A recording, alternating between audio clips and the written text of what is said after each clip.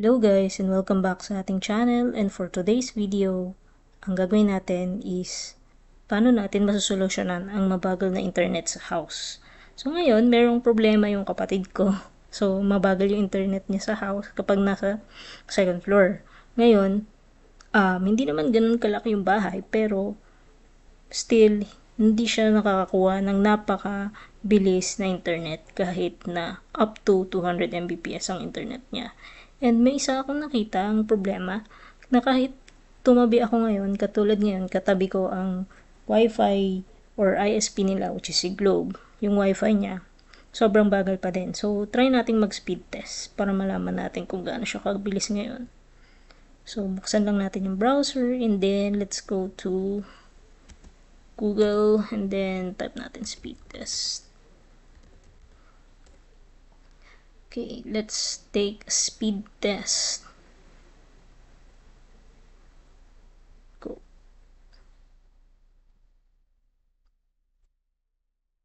So, ito katabi ko mismo yung router, pero ang binibigay niyang internet is, ayan, sobrang bagal. Kahit sobrang lapit ko na. So, possible na yung router mismo ni Globe is may problema, or yung connection talaga nila is may problema. Maraming possible cause. Pero ang gagawin natin para malaman natin kung AP or yung router lang pala ang problema is kakabitan natin or mag-extend tayo ng magkakabit tayo ng mesh. So bumili ako ng Deco TP-Link and itatry natin mag-connect. So ngayon guys, ito yung Wi-Fi nila, which is Globe. And pag chinek mo yung likod, makikita mo dito on and power, and then dito yung mga iba't ibang LAN ports na pwede mong pagsaksakan. Pero usually, ang gumagana lang dito is LAN 1. No? LAN 1 or LAN 4. Pero tatry natin. Malalaman naman natin yan.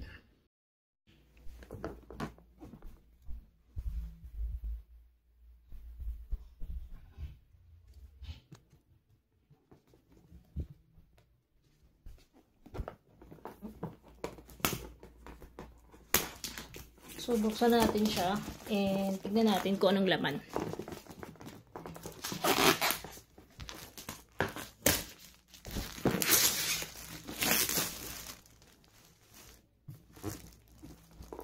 Okay, so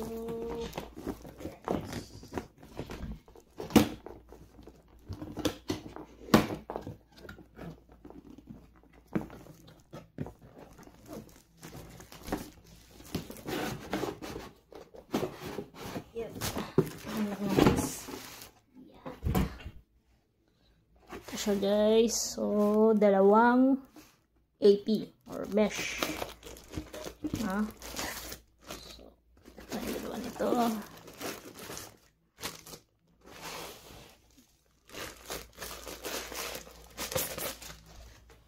Yep.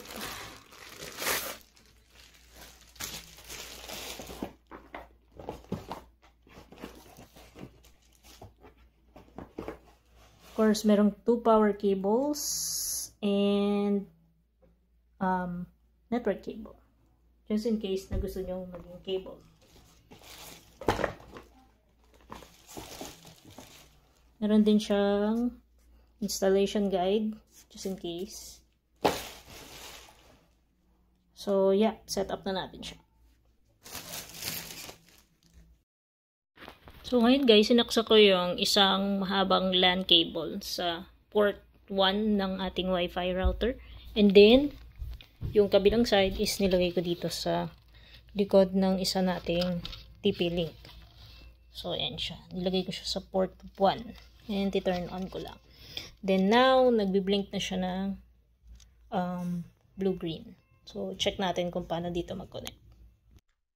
So guys, ngayon naman pakita ko yung speed ng internet kapag directly connected dun sa Globe Wi-Fi router. So ngayon nakadirect ako doon. And then punta ako sa speed test. Speed test. Para makita nyo lang yung difference.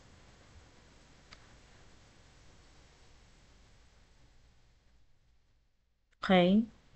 193. So, yun. Nakita nyo siya. So, pumalo siya ng 193, tapos bigla siyang babagsak.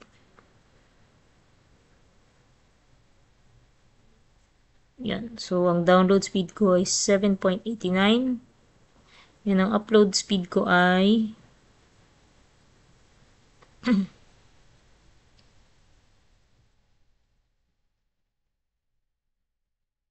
naglalaro siya sa 71.67.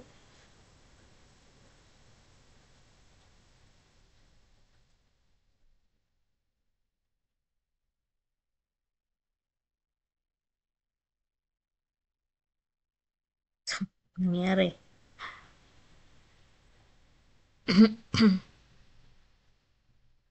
Ayun, nag-error na siya.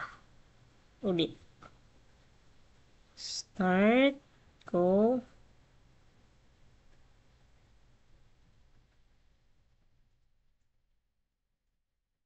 Oops.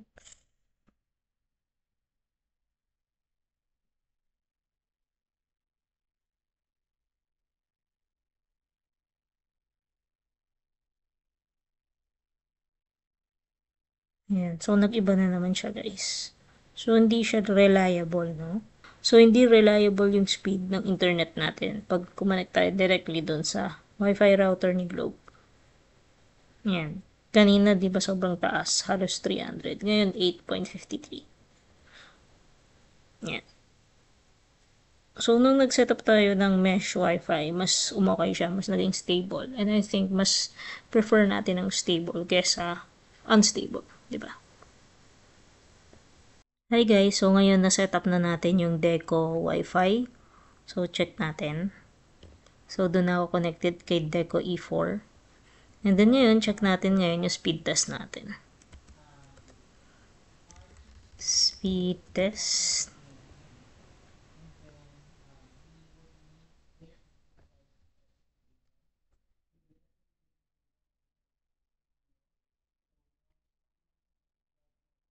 Ayan. So, right now, medyo mas responsive na yung ating internet.